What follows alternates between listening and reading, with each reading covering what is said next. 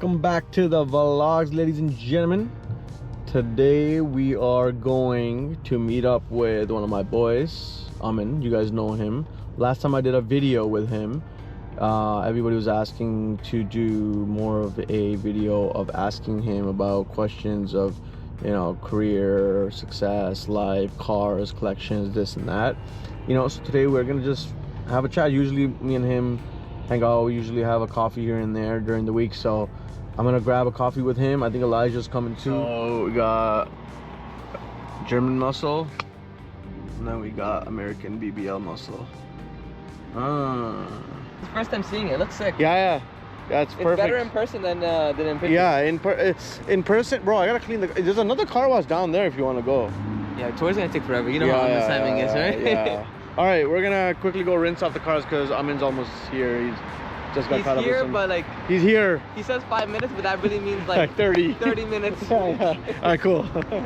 All right, so we got the C63, the Shelby, we got the main character, main boss. we're gonna clean up the car. Oh, yeah. And we're gonna just rinse it down. I don't even have a microfiber cloth, to be honest with you. Oh, I have one in the R8. Yeah, that's okay. I'm just gonna rinse it down because the car was really dirty, and then we'll go back to the tins. What I really like about this is the center caps. Yeah, the center caps. I know they clean everything up, right? Yeah. It makes it look so like Yeah. race car. yeah.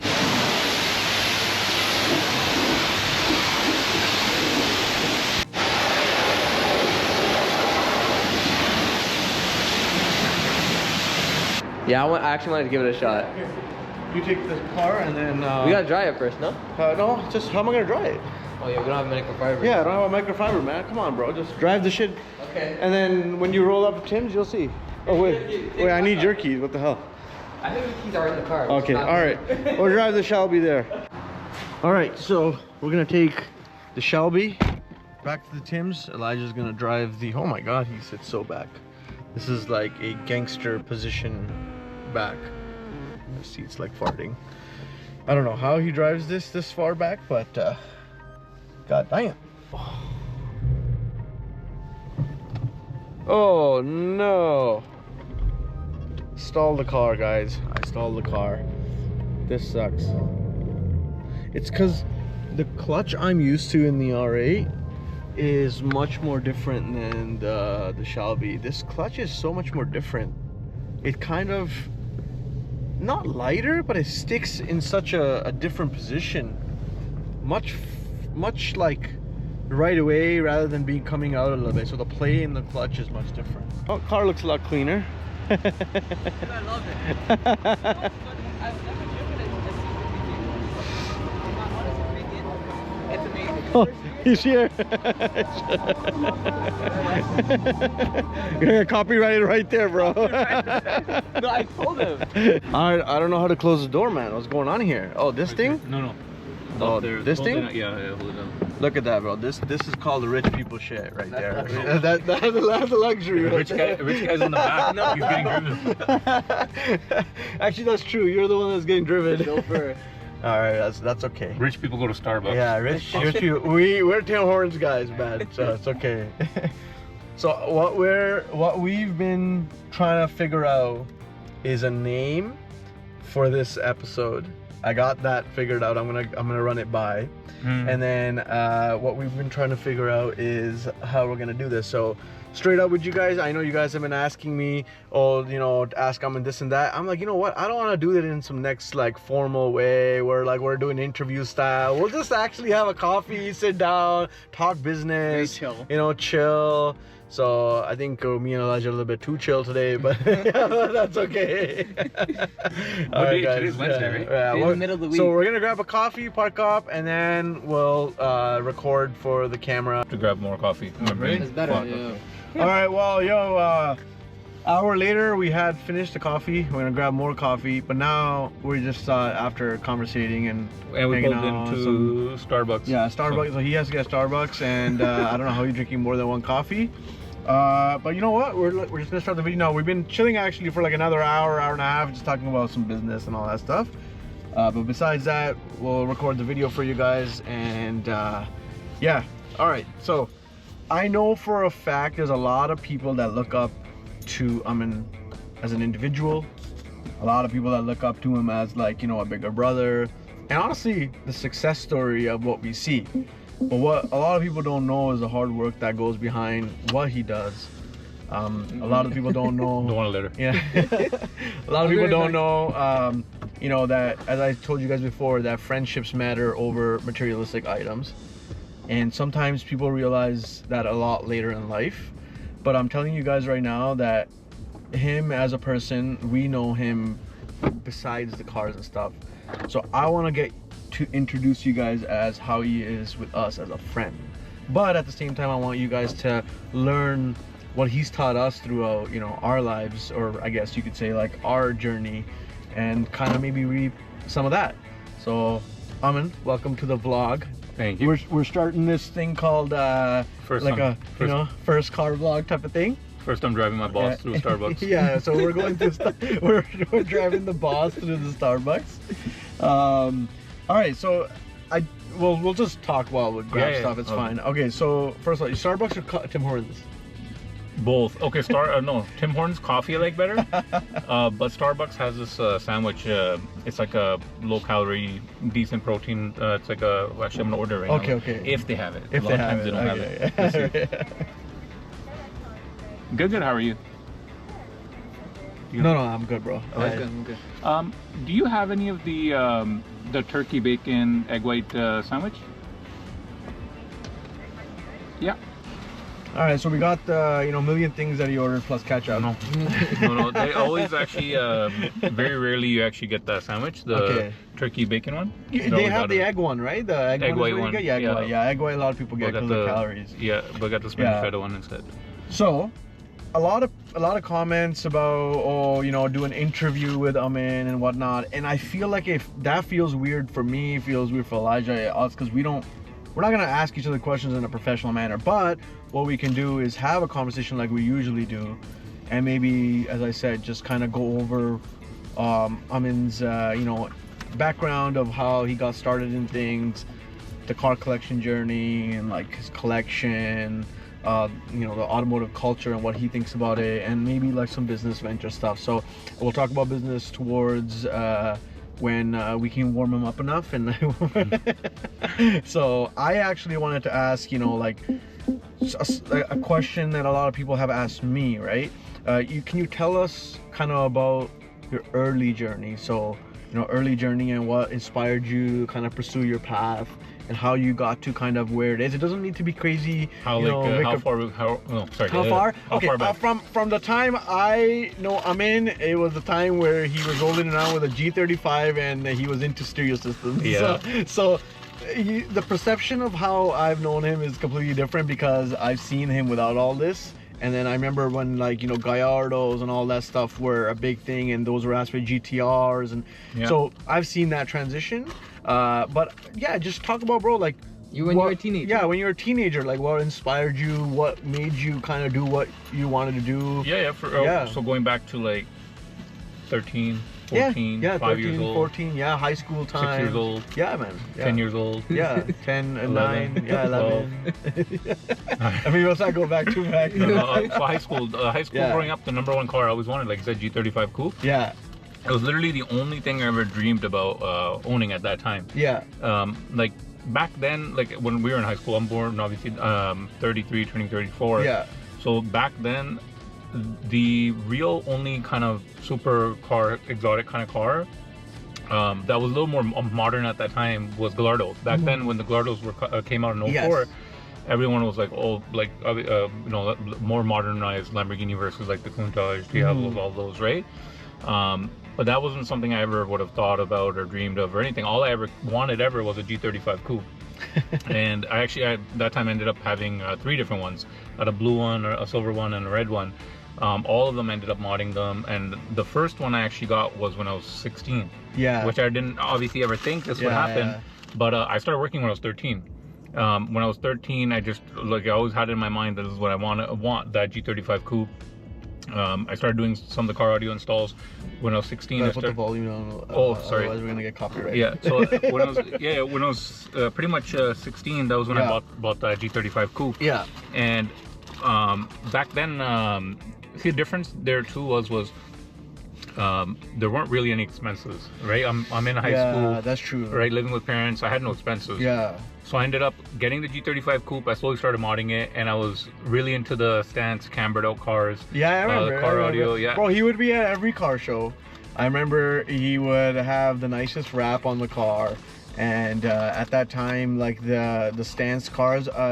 So I know stance is still a thing, but at that time, stance was all about like the widest hips and the widest wheels you can put underneath. Stretch on the tires. Stretch on the tires, and I know it's still like that, but we're past that phase in our lives. But that's how I knew Aman. So when you guys talk about Aman, when you guys want to know about Aman with all these, you know, exotic cars and this and that, I still think back to the time of the G35 because he's 2 years older than me. I actually knew his brother before him. We used to ride together, and then I met Aman, and then that's how I saw him. So it's really weird because you perceive a person to be something that you guys see on social media, but I just wanted to let you guys know that when growing up, man, like this was nothing we had. Like none of this stuff was ever a realm of possibility, right? No, I'm just laughing in my head if I should finish eating first. No, it's all eat, bro. This is all organic stuff. I'm telling you, we're shooting the shit, talking, doing our thing. Someone's gonna know it. They're gonna be like, yo, this.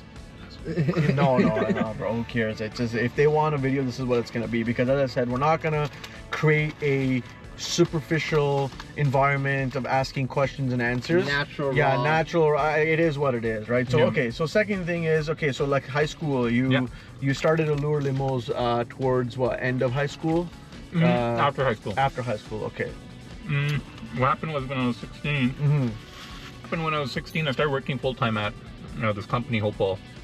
So I was 16, working full time. It worked out good because I used to work a 12-hour shift, but it used to be Saturday, Sunday, Monday. Work 36 hours. They paid you for 40 with the shift premium because it used to be a 6 a.m. to 6 p.m. shift. Okay. So Mondays I would take off school, which obviously you should never be doing, right? Mondays I used to take off school, and I got away with it for a while. And then eventually I actually started doing school through PAS online. Yeah. Which was like through those booklet systems, Yeah, you know, right? Yeah. So I got my credits for high school through that booklet program, which made it easier for me to work and then do even some of on the side, the cardio installs I used to do. Saved up money with that. And like at that time, obviously it was a great time because I had the G35. Yeah. It was a simple, best life in my opinion, because you had this, like, I had this bright, like, candy apple red, standstill slam G35 coupe with a full out system in the trunk and everything, right? Yeah. And it was manual too. It used to be the best thing ever. But then when I turned 18, I took whatever I had pretty much saved up. And remember, I was living with my parents. I mean, we always, like, in our community, right? In our community, that's how it is, right? So, saved up and bought my first condo in Square One. Yeah. So that's why, like, there's so much more to what people always think. Yeah, because you know what it is? The perception of what I've realized is they think that Aman has gotten to where he is only through one venture and overnight. With a lot of and I obviously just, it's so hard to describe to a bunch of people always asking the same question. But you know the crazy thing is I'm thankful for everything that I have. But I'm just like everyone else. I'm always watching I have same thing. I look up to a lot of people. I watch a lot of people's videos, and I'm always looking like, okay, they got to the point they did in their life. How do I get there? So I'm the same as everyone on the other screen. Yeah, and that's what people don't realize. Yeah, I'm super motivated. Same reason I'm super motivated to do more, to obviously obtain the next thing, and I'm just, doesn't matter then or now, I'm working the same. But when I was 18, I bought the first condo, second condo at 19. By the time I was 20, actually I had 3 condos that I had flipped, and then I bought a commercial unit that flipped, and then put all that money into the business when I was pretty much 21. That's when I started our company back then. That business, we continued to grow. We had another, but I talked about this in another video, but we continued to grow. We had 2 parts of the business, and the number one thing, it's not about the industry I got into. Obviously, I'm in transportation. It's not about the industry at all. Every single industry has money. It doesn't matter what you do. at the end of the day, it's the volume, the scalability, how much you put in. The more you're going to put into a business, the more you're going to get out of it. Yeah. Very, very straight to the point. Yeah. A lot of times we all look at and think maybe, oh, that person's doing better. He's in a different industry. Their industry is probably better than mine. Every business has headaches. There's no such thing as a stress-free business. Business will always come with its own headaches, its own problems. When you get into it, it will blow your mind with how many different problems a business could have. Not every day is going to be a good day. You have good days, bad days. That's normal, right?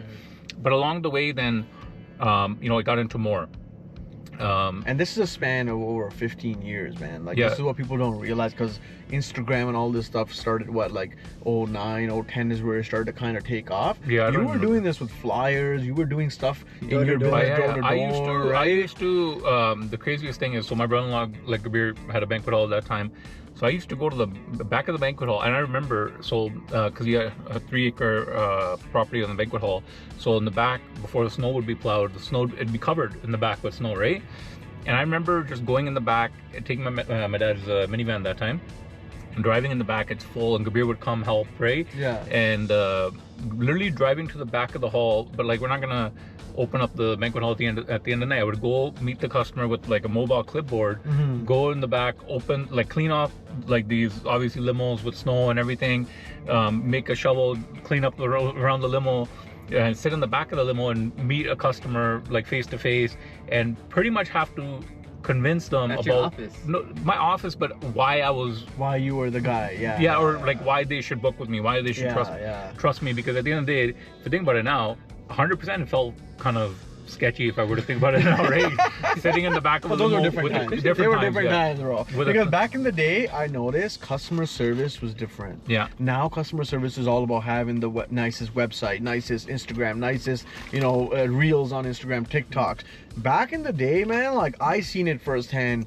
Like, the real hustle was handing out flyers, handing out, you know, word of mouth, you know, items, or doing shows. Exactly. So like, I seen that, and so I laugh because these kids are messaging online saying, "Oh, bro, what does he do?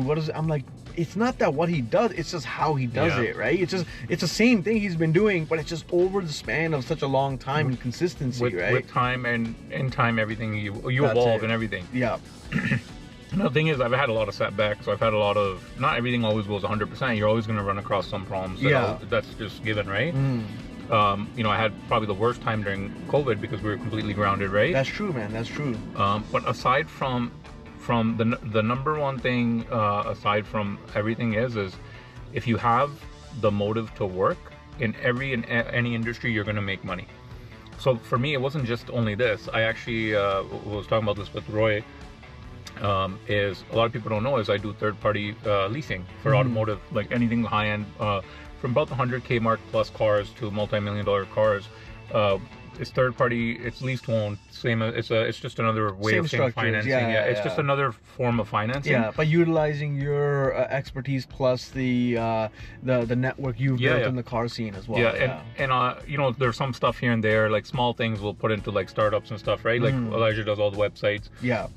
Those small startups and stuff we'll put into, test them out, but those aren't like your money makers. They're not your steady. Yeah. They're okay. New. I'm gonna explain this in a new era explanation, and you guys can correct me if I'm wrong.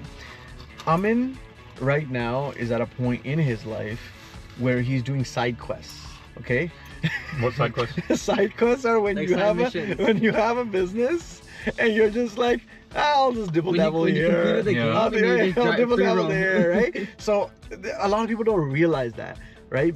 So his time now is available to him because he's worked, even for when we've seen it, he's gotten ups and downs in his business, but he's gotten the business to the point where it's running, it's stable, right? Yeah. So now you're on side quest mode. And side quest mode for the new gen is like when you play a game and then the game is finished, but now you're playing the other chapters in the game that were not in the actual story mode. Yeah. So like you're in that mode in your life, bro, right? So that's why now you can talk about the story. You can talk about a little bit of that, right? Now you recently got married, so your change in perspective, your story is kind of, that part of the chapter is done. What you're doing is you just start another chapter here for a small little that's only available, right? So those are side quests. But Okay, so another thing I wanted to ask you was, and these are questions that people ask me. Okay, so high school, I'm invested in lure, properties, this and that. And but we scaled with the lure. We scaled it. See, the same thing. What I'm saying is, every industry has money. It's just how large you're able to scale it.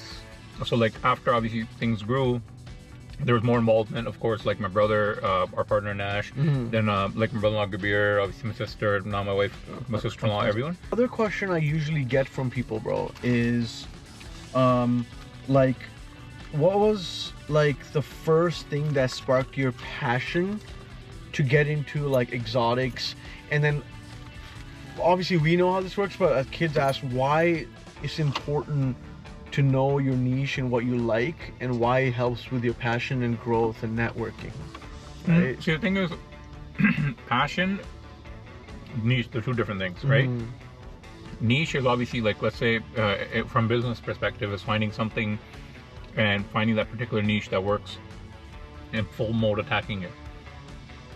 For some people, passion business worked, but for us, there was a side of the business where passion was involved when we were doing the car rental stuff. But we got out of it because we realized, obviously the hard way, that passion wasn't the right mix for that business. Too much liability. There was too much liability. We took a lot of risks, and we had a lot of incidents. We got out of that part of the business. But like anything, you try things, you see if they work. The number one thing you got to be able to do is digest a loss, because not everything is always going to be 100%. Not everything will always go 100%. There are times, again, you have good months, good years, or bad years, or good bad months. Part of the process, but you always just gotta make sure you hold through, and right, the bigger you get, the more you're gonna have to deal with, the more problems. Now the thing is, yes, of course, everything, I'm very extremely thankful for what we've built to today, but it's not, like you said, it took 15 years, not that easy. Through those years, the amount of problems we've dealt with, right? But along the way, the things that I've gone into, like now, people think that, oh, maybe that's the only thing I do, the transportation. No, with real estate, like I was talking about with the Roy's videos. Bro, we had on since almost 12, but anyways, we're back. All right, so you were saying, work-wise. Like obviously with the transportation stuff, obviously we scaled that. We focused on our niche in that market. We built it up. And then my main bread and butter for me personally, what I am best at is, and this actually involves to do with the group, because we have active large group, right? Actively large group in NFR. We have right now over about 300 plus members. I have a lot of the guys from the group for all their high-end cars that we do all the funding, the leasing, right? But we say leasing, it's not actually leasing, it's financing, because it's lease to own. It's just the way that it's structured as a lease to own for all the high-end cars. But even that, like if there's ever anyone, they can just message and I can explain it more, because it might be a little bit too foreign of what I'm really what I'm talking about. Yeah, exactly. But yeah, I specialize in that. That's my bread and butter. That's what I'm good at. I've been doing for a while, and that's kind of, I would say, where that turning point was, where I started getting more into more of the heavier stuff. I was making more in it because that's what I'm good at. Yeah, right? and you're, as I said, so you've established connections. Yeah. You've established company connections. You've established the buying and selling process. Now you use all those three things to gain from your network. So I don't do anything with buy and sell. Just funding. Yeah, funding. But I'm saying you've combined those three things together with your niche and connections and your pull and as your expertise in the market and of course throughout the years, and then even funding requires you to know what's happening in the market, what's going on with the the prices. Generally, obviously, I'm very knowledgeable about all so this stuff. For all these kids and people messaging all the time, the lottery. My sister lottery, never won the lottery. I wish we win the lottery. We might get a Chiron or a sooner. Right? There was no lottery won. Yeah. There was no drugs done. There's like there was somebody that, like, sometimes I see them all, right? But bro, our community hates, man. No. Okay, you can't say that. No, not our community. Okay, no. Let me rephrase that. I mean in the sense of, like, for every 1,000 people, there's gonna be this one person who has this idea from some random person they heard it from. And then, bro, like it's just like they just go with it, bro. But you know what? But the thing is, you gotta remember is, at the end of the day, if it makes you sleep better at night, that's true too. If it makes you sleep better at night, go with what you believe. That's true too. Right? That's true too. Yeah. At the end of the day, as long as you can go to bed comfortable, thinking I won the lottery, or my sister won the lottery, or thinking where whatever we are, so be it. Yeah. Right? I mean, I think you're Superman. I go to sleep pretty good at night. No, but it's okay. Right? No. And the crazy part is, man, like, this is why I'm making this video with you, because we hang out, we have a coffee, we talk, and we go home. We're not making videos for anybody, but I really want to tell all the kids, especially kids and people that aspire to do better in their life, the time you spend on making up these things about people, the same time you can put into business, same time you can put into getting better. Look, at the end of the day, no one's going to be able to stop you from talking about anybody. It's human nature. But if somebody is getting to a point in their life, it's not usually through one exact thing. It's usually they scale that to their level of whatever it needs to be, that business, and then they have to put their hands into certain things that they're good at. You have to be able to take on more. You have to be able to handle the stress. You have to. There's a lot more to it. You maybe for some people they are able to do things a lot more faster. Obviously here in this case it took us a while, right? But we had a lot of road bumps. There were a lot of road bumps even in our business. And Aman hates being in front of the camera. I've known him for a lot. Used to. No. Okay, I'm gonna tell you guys. Didn't like being on camera. We got him finally in front of camera. Doesn't like talking about anything to do with private life or work because he's so busy, right? But I told him, like, bro, honestly, just talk about it, because there's a lot of people that look up to you, and the people that go to sleep thinking other things, they can go to sleep regardless. Okay, I appreciate every single one of it. That's what I want. I get a 90. I'd say 99.9%. I get a lot of positive DMs. Yeah, and he will never initiate problems. He's a very nice guy, and I want people to know that, because him being our friend, it sucks when people don't even know what's going on. And we're out here having a coffee laughing about half these conspiracy theories we hear, right? And it's kind of annoying. But anyways, I want to explain that these are the things that you do. But it does, some stuff is pretty entertaining. Yeah, it is entertaining. I'm not you read it and it is entertaining. Cool. Yeah, we laugh about it, so we'll have a coffee, we'll laugh about it. But still, it is pretty funny where these ideas come from. But business-wise, those are the main niches that he's into, and there's always money in everything you do, as long as you do it with a real willpower, you do it with a lot of strength and concentration. So don't think that if you like a certain topic, or if you like certain things in your life, that you can't make money out of them. You can, but it takes time, right? It takes time, but you have to, anything you want to do, you just gotta make sure you stick to it.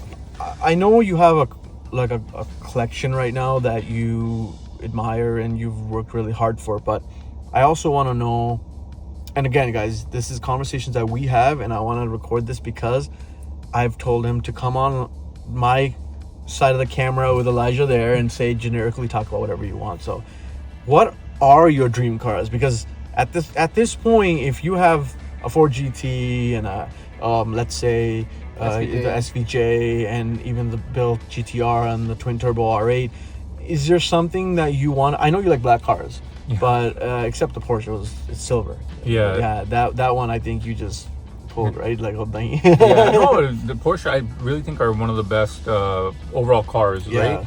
Because the thing is, these other cars, they're all about the hype. SVJ is about the hype, but it's a crazy car. But the 2RS is an insane car. Yes. Even a 3RS. A 3RS, in my opinion, is actually still a better car than the 2RS. Because you can still get more, still not really a road 991 car. or 992? 992. 992 is nuts. So what are your next cars then? Or next, not cars, I can't say next cars because the market is all over the place. What I'm saying is, let's say you had to choose 2 more cars you could add to the collection. Can we make it 3? Let's make it 3. Okay, then 992 3RS. Okay. That's one of them. Okay. The 2 that I originally wanted a 918. I was looking at the non-Weissach ones originally because there's a big jump in price on them now. But the problem is with those is they've been just skyrocketing. Like last year, when I was looking at them, their non-Weissach ones were USD. They were like 165, 17 for 5,000-6,000 mile driven cars, ballpark for like a decent. Actually, there's no such thing as decent. They're good built cars, good builds, right? But those same non-Weissach cars now are over 2.25 USD. You're over 3 million Canadian with but around the 7,000 to 9,000 mile range. Non-Weissach cars. When you get into a Weissach PTS car, you're paying over 3 USD, which is insanity, right? With there was one that was just pitched last week, and I looked at them like there's no chance. It was 3.2 USD for a Weissach PTS 918 with I think it was like 3,000 miles on it. Which again, what is that now? Like you're over 4.5 million Canadian. That's crazy money for a 918. That was one car I always wanted, but for now we'll put that on the side. Okay. But the car that I would say the two that I really want after, of course, that is down the line. Whenever I come across a good enough deal, there is really no such thing as good deals on Chirons. Okay. But when I do come across the right Pure Sport, okay, and I shouldn't say that there aren't, because that the Super Sport that sold at RM auction there, it actually sold under MSRP, which was insane. But that's, you know, in Cali, nobody would have thought that. That car ran, it was I think it was a 4.6 USD MSRP. They wanted 5 USD, sold for 3.4 USD, which is crazy. But again, right time, you got to be ready to do it. I think by next year summer, the goal is to try to find something along the line of, if it's not the Chiron, then I wanted I was looking at not the coupe, but the Roadster Paganis. Right, those are a little more reasonable in the 3 USD range. The coupes, the thing is with the Pagani coupes, they're obviously a lot nicer with the doors, but a lot of them, those builds, they're a little more funkier builds. What about Koenigsegg? Not a Koenigsegg fan. No. Like they're beautiful cars. They're beautiful cars, yeah. But not a huge Koenigsegg fan. But those are really the two. And we have any here, like Koenigsegg's or? No, we had we have a Pagani here. I think there are a few Paganis here, but the Koenigsegg only one I've seen in person was Sparky Roger. He brought his down on the R rally that time. He brought it with his Pagani. Those are sick cars too, but these are like the 3RS is something more immediate when I come across something I'll buy. But within the year, I want to try to look for something. Got you. The next obviously level up. Okay. And I think by next year we'll make that happen. Either a Chiron, whether it's a Super Sport. I just really have my heart set on the Pure Sport because I love the wing. Right? The style it's clean. It's a clean car. Yeah. So those are, you're in the 4+ USD range. So gonna have to work very hard for that. And so for a lot of people thinking we're not hosting as many events, rallies, I'm gonna kind of go over it in a quick way. Coffee break going, it's hard to record now. We're not professionals and stuff. But anyway, so the car rally stuff, bro. So I wanted to let everybody know that the reason we haven't done a lot of events and rallies is because, first of all, everyone's been getting married. The good thing is that there's the environment around large group gatherings with exotic cars. A lot of trouble has been caused because a lot of people show up and it turns into too much of a big event. So we're trying to limit it into kind of an invite-only event for now to figure out how to manage that. And all those new rules. New rules. The cruise, what is it, if you cruise together, there's a fine. There's a fine, and they give you careless tickets and stunt driving tickets. Yeah. So what we're trying to do for the upcoming season is trying to do events where it's not going to be too publicized. And I think moving forward, it's going to be like that for a while till we figure out a good dynamic of, okay, how many people really know and not.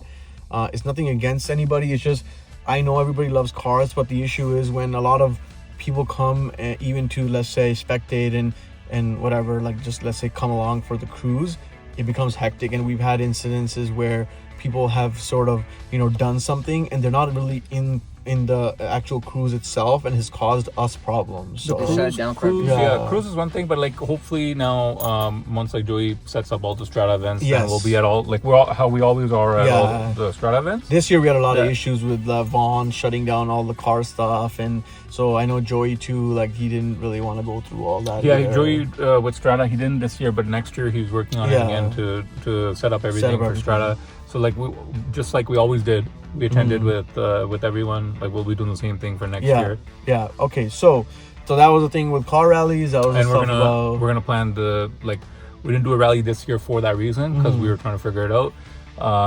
But I guess now eventually over the winter we're going to try to see how we can set it up and do our actual form, like how we used to do our formal rallies outside the city. We'll try to work on seeing how we can do one.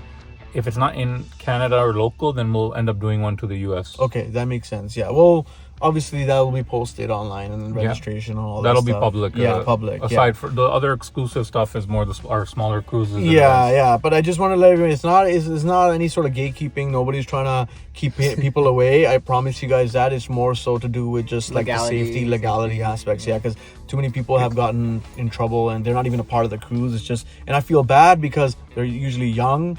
They're in a car they're in their mom or dad's car, and then mom or dad are in a car because they got impounded, and it's a whole mess. And you know, we don't want to be a part of that, and I'm not trying to, you know, it's safety at the end of the day. Yeah, push that type of activity, so it's nothing like that. Okay, future business ventures, or even something to do with automotive ties. You mentioned you run a lot of the business for the car leasing, third party, and whatnot. That's probably pretty much going to be the focus for the rest of the time, because it's something I love to do. Okay. And of course, we already know a lot of the guys in the group. We're all close. We're all close with one another. Yes. So as the car collections continue to grow, I continue to do more business for everyone there. Yep. And I meet a lot of new people that are getting into cars, and I help them in and out of the cars and stuff. Right. See, the only thing is when the markets do good, everyone's happy. When the markets are down, sometimes people are, it's the same as like the housing market. Yeah. But it seems like now with the interest rate drops, things are getting better, and things are pumping a little bit more, in a sense where more people do want to buy stuff now. People put a pause on for about the last year or so. It's not that they weren't buying. People were more steady in a sense where they weren't. There was a kind of a phase where everyone was going one shot, just buying a lot of stuff. But I remember you telling me that like this is something that again we had conversations about. Is look, at the end of the day, cars are not. They're not investments. They're not investments. No. They're great tools to network. They're great tools to have fun, have a pleasure hobby, but if you're buying a car solely with hard-earned money just for investment, it's really got to be at a real upper echelon level. Like, I'll be frank. You know what I'm saying? You have to understand one simple concept is you can't go in with the intention of it being an investment, but there are a lot of them that are. But it's the same thing with whether it's real estate, whether it's watches, whether it's crypto, whether it's cars. The right thing could be an investment. The wrong thing could cost you a lot of money. Absolutely. But it's not sometimes it's when, right? Yeah. A lot of stuff, like people bought stuff at the right time, but there's a lot of knowledge associated with it. There's a lot of research, just like people do in stocks and stuff.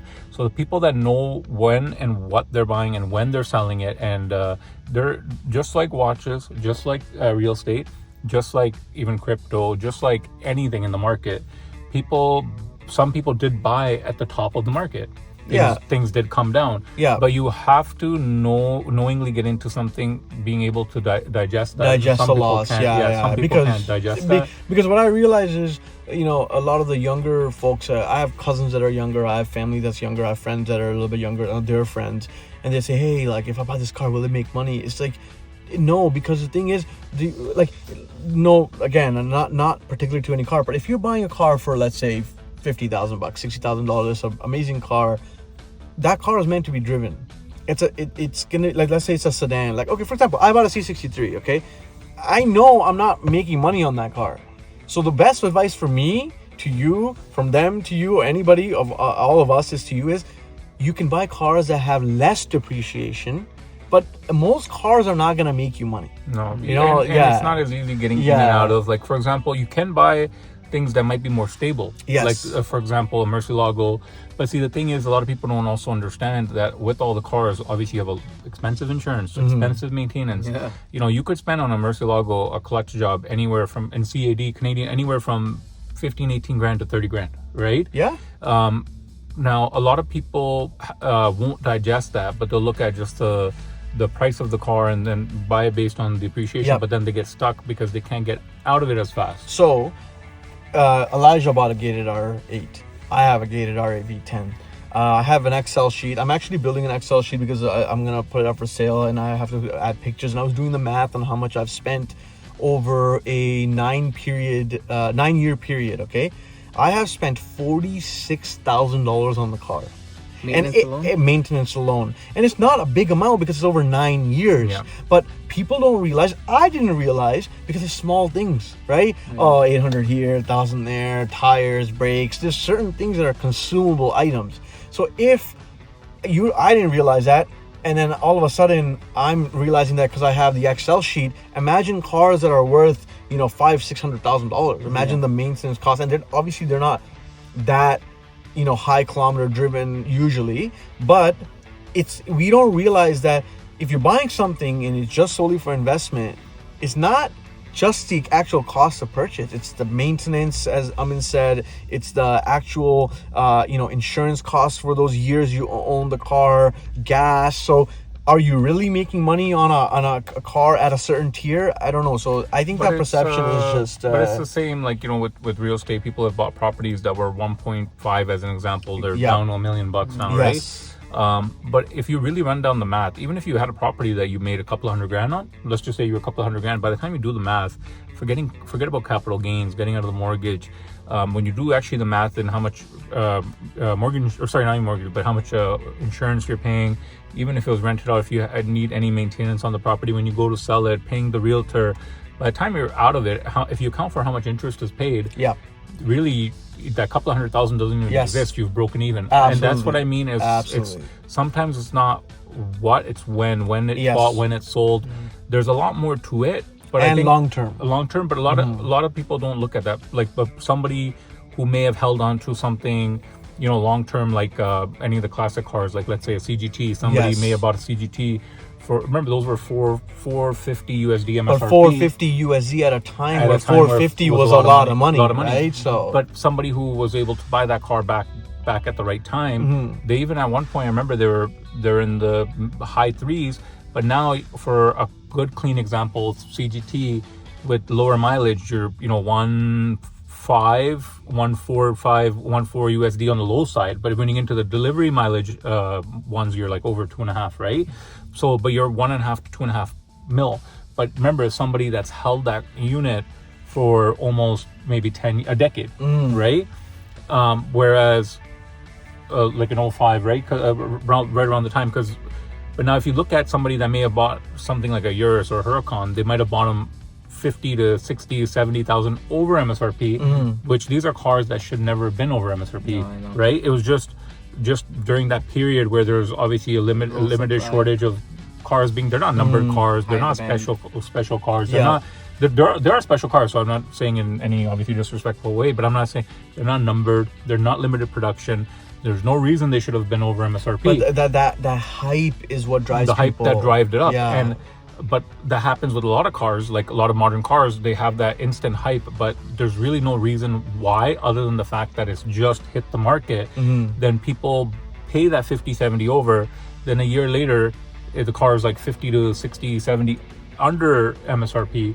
So now you took that big hit, right? Yeah, no, this is but the next person, but the next person got an amazing deal because forget about over, now he's 70 under. That's why I say, when you buy a vehicle, buy what you like, buy it to drive it, enjoy it. That's it. And at the end of the ownership, if you lost money, you gain money, who knows? But at the end of the day, if you're buying a car to enjoy it, get your enjoyment out of it. That's it. Because if you lose some money, it's okay, because at the end of the day, everything has a value and cost associated with it, right? So don't buy these, $50,000, $60,000, $70,000 cars asking me if I'm gonna make money. I don't think you are, bro. I'll be honest, right? Like, drive them, and then there's certain people I meet. Oh, bro, I put kilometers on my car. Yeah, that's what you're supposed to do. You're Yeah. supposed to put kilometers on a car. You're supposed to drive them. But it's like the GT where like I've seen videos. That is $1 million vehicle. Yeah. I'm talking, What's the cost per kilometer on I'm that? talking That thing was $50,000 car. Well, when I bought the GT, I paid it was Canadian 1.6. I'm trying to do the math that time in USD. It was 1.6 plus tax, which was the top of the market on the GTs. Maybe around that time, maybe 125 USD, but that's what they were retailing for. Yeah. Right. You had to pay retail that time, right? When Yeah. I bought it last year May, so I've had it a year and a half, right? Yes.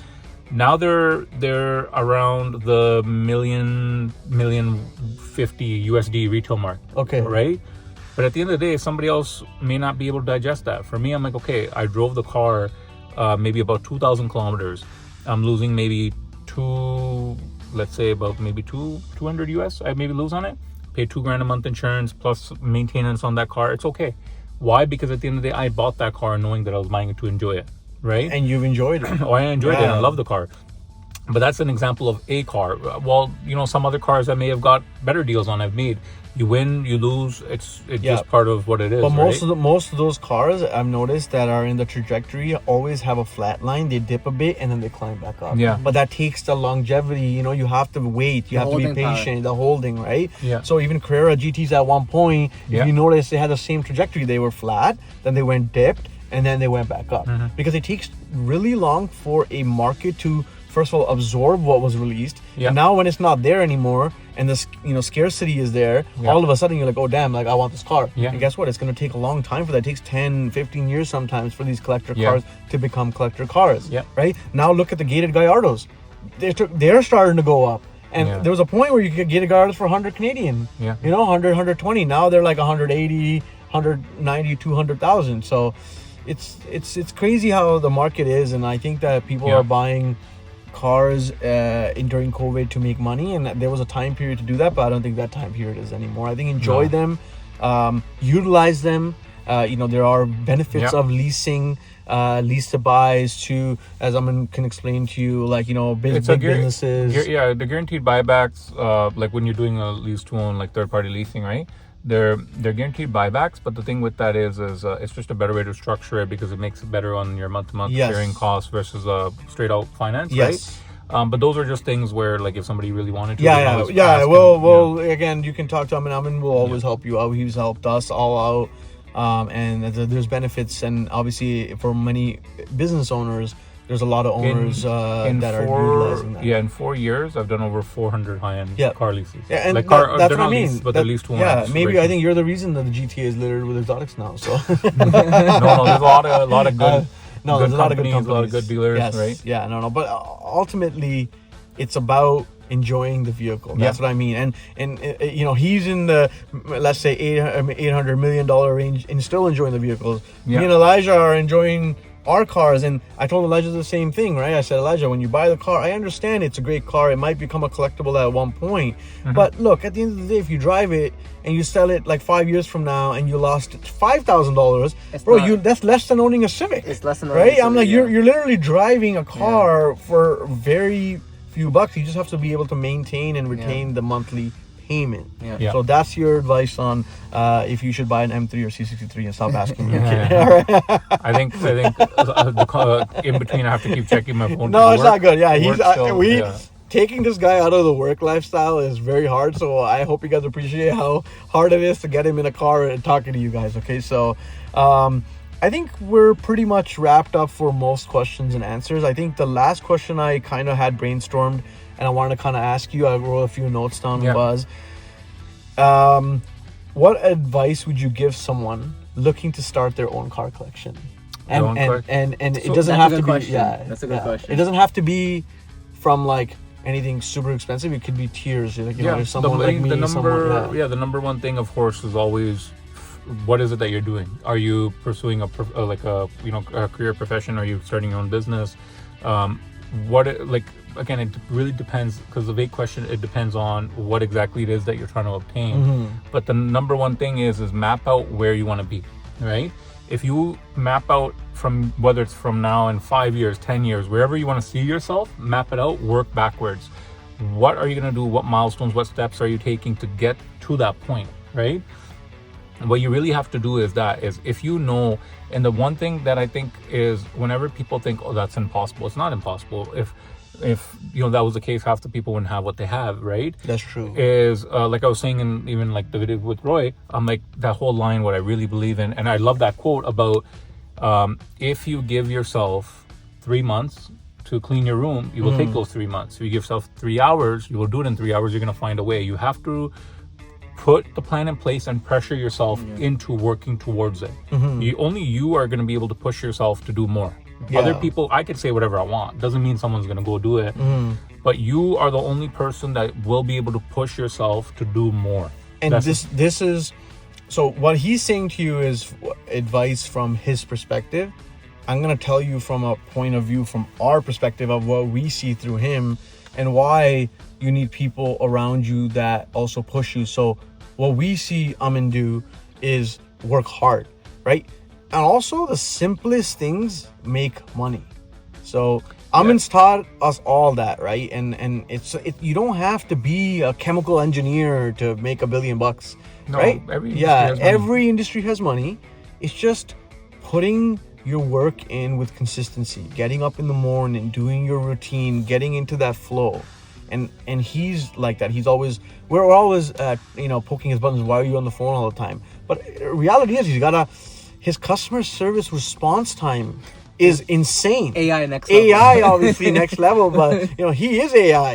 And this has been something we've seen for years. And as an entrepreneur, as a business owner, I'm in the real estate space. He's in the tech space as well, right? And I've seen this. Like, you respond, you retain clients. If you don't respond for, like, I've been let's say trying to message somebody and they don't respond to me the next day, why would I book you? Your urgency level is not there, right? Respond back to your people and give that customer service. Efficiency is key. You have to be efficient. Like sometimes, like even with him, right? And I'm like, like sometimes it blows my mind. I'm like, okay, so what are you really doing right now, right? And he's like, yeah, I'm gonna call the person tomorrow. You have to call me out. It's okay. I'll get him a line on that. It's and I'm okay. I'm like, I was like that too, and I learned the hard way after first year being in the real estate business, that if I don't make the interaction between people, if I don't get my ass up and go talk to people, they're not going to come to me. Yeah. People are not going to come to you and give you business. But you have to go retain and get business. Yeah. Right. But the number one thing is efficiency, is because everyone's busy. Yes. Right. Everyone's busy. Nobody wants to spend 3 days, 2 days trying to go back and forth to get something booked, regardless what it is, or whether it's buying something, booking something, whatever the case, right? People want to transact and move on because everyone has a busy life. Everyone has a lot going on, whether it's personal, work, whatever, right? The number one thing is being efficient, making it simple and easy for anyone to complete a transaction is ultimately your key to volume and scalability. Yeah. The faster you can close, the faster you can move on, the faster you can grow. That's it. Yeah. If you're going to spend 3 days doing something that should be done in 20 minutes, you're slowing yourself down. How are you really going to grow, right?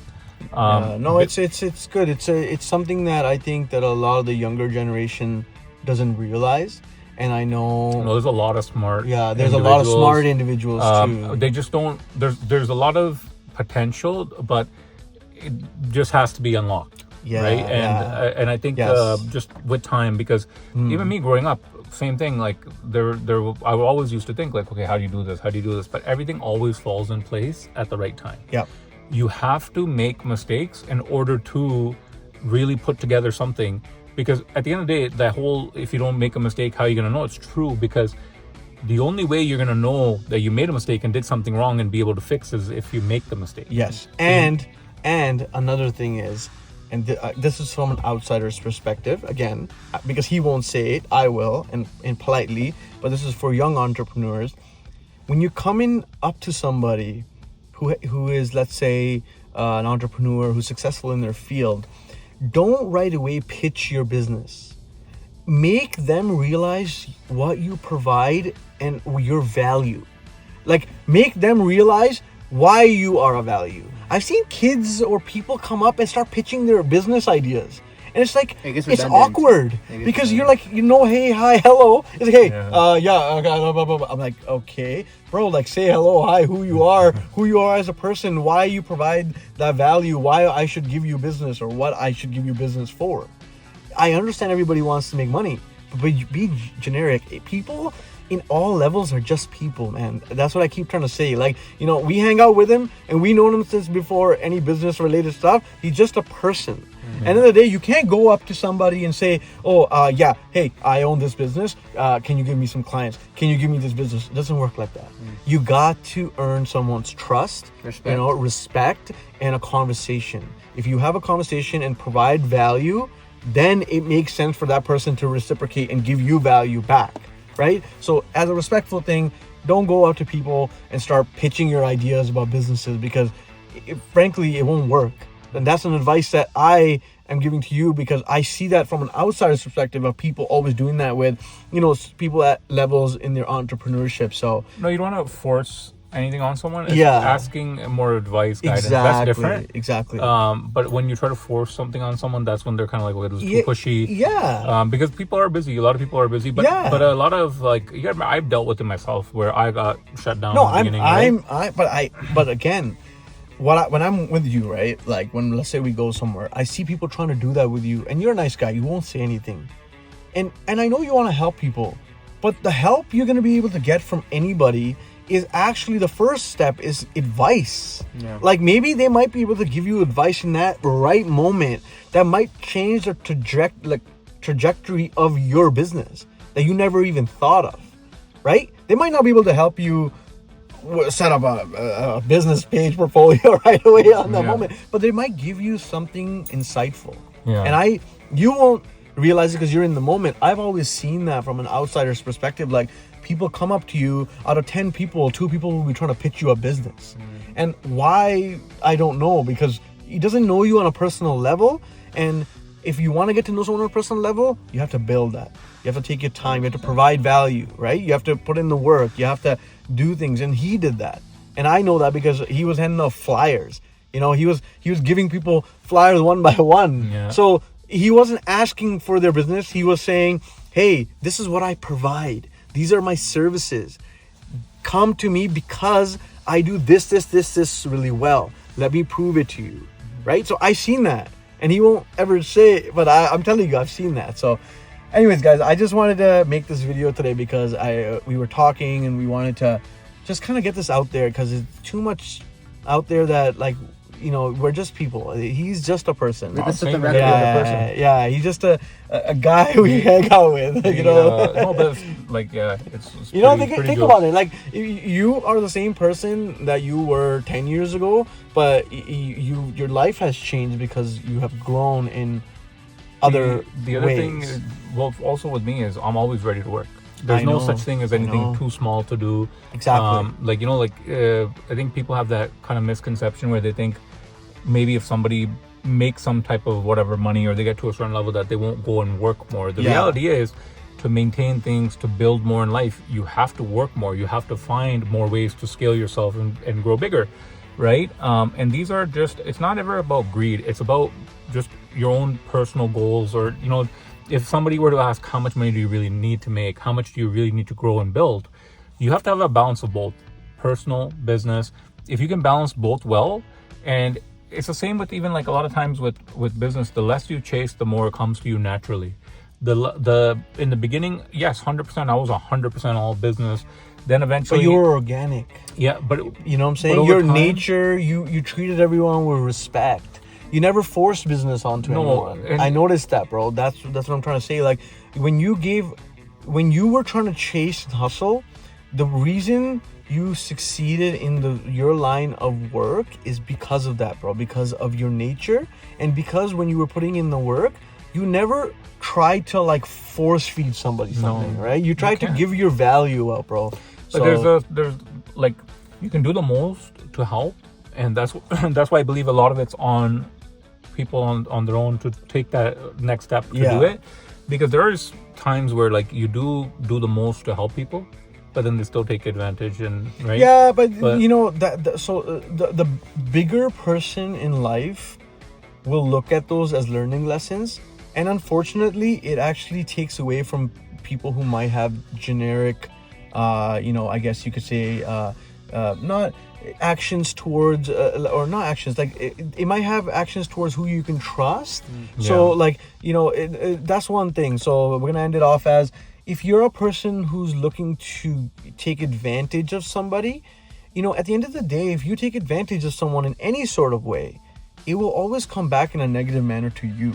That person will probably move on, and they will move on to whatever they were doing in the first place. You gained your little section of whatever you wanted, and then after that you're back to what you were, because ultimately you're not realizing that you gained all that through maybe taking advantage of somebody. So don't take advantage of anybody. Do business, work hard.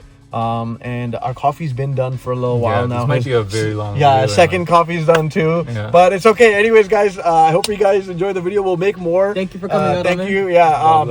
So Elijah over here, he's the boss, so he told us that we can't record anymore. But we'll make more videos. I just wanted to get this out today, and I wanted to just chat and have this conversation, because there's been so much chitter chatter all over, and not in a bad way. A lot of young people want to know, and I think I would end off with, I appreciate whether it's positive or negative, I appreciate every single person that keeps me in mind. Every single person that sends me I get a lot of positive messages, but the problem is sometimes it's very hard to keep up with a lot of the messages. No, you're busy, bro. And to be honest with you, if whoever watches this whole video, kudos to you, because it's a long video. This is a long video, but kudos to you. And we'll get this out there, and guys, enjoy the rest of the day, weekend, whenever you watch this, and work hard, and strive for greatness. All right.